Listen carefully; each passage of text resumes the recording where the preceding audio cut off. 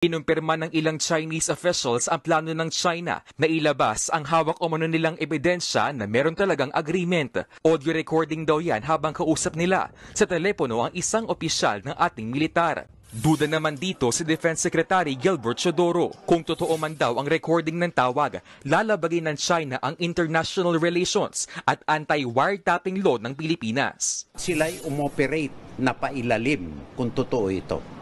Kung ito talaga ay nangyari, dapat alamin kung sino ang responsable dito at alisin sa Republika ng Pilipinas. Giit pa ni Chodoro, tanging si Pangulong Bongbong Marcos lang ang pwedeng pumasok sa gantong uri ng kasunduan.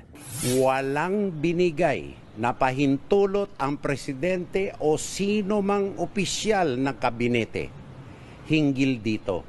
Kaya mali ang pagtatahol ng mga opisyal di umano ng Chinese Embassy dito. Sana maliwanagan ang ating mga tao.